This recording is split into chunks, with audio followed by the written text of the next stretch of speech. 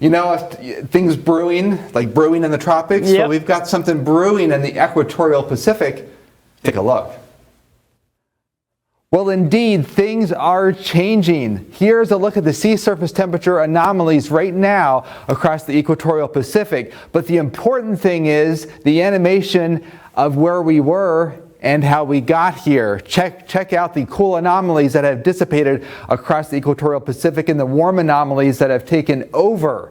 Now, the Australian Government of Meteorology has already issued an El Nino watch. And with my exclusive interview with David DeWitt, the director of the Climate Prediction Center, he indicates that El Nino isn't that far off. What are the indicators that are pointing to potential El Nino development that could occur later this year? And basically, all of the models that we use for predicting evolution of equatorial Pacific sea surface temperature are indicating that at some point in the summer, we're going to cross the threshold and be in an El Nino event. Are we beyond the point where the models suffer from the spring predictability barrier? Yeah, great question. I would say certainly the predictions we're getting now are much more accurate than the ones you would have gotten from January, February. If we do see an El Nino develop later this summer, would it have a significant bearing on the U.S. weather pattern? Or historically, is the ENSO impact or stronger during the fall and winter seasons?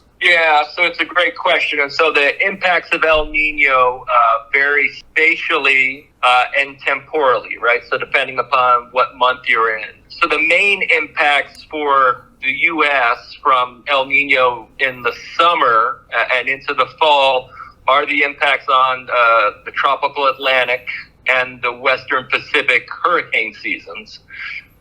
Tropical cyclone seasons. And, you know, assuming we get to El Nino conditions, you would expect fewer hurricanes in the Atlantic and more hurricanes in the Eastern Pacific. Okay. Now, as you get into fall, the major impacts, and into the winter especially, the major impact from El Nino or La Nina is going to be with the surface temperature and precipitation over the U.S. Now, when we do look at El Nino specifically and how it impacts the weather during the summer season, here we are in southern West Virginia, and this is the percent chance that we would have a dry or wet summer. Very little upside or downside risk to a wet or dry summer locally. When we look at the temperature risk, there is a cool risk across the northern tier, but very little across southern parts of West Virginia. So, as David just indicated, most of the impacts of El Nino are in the Atlantic Ocean with the number of tropical storms and hurricanes. And once we get into the later part of the fall season, into the winter, that's when the biggest impacts from El Nino occur across the U.S. with the temperature and precipitation trends. Chief Meteorologist Chad Merrill reporting for Newswatch.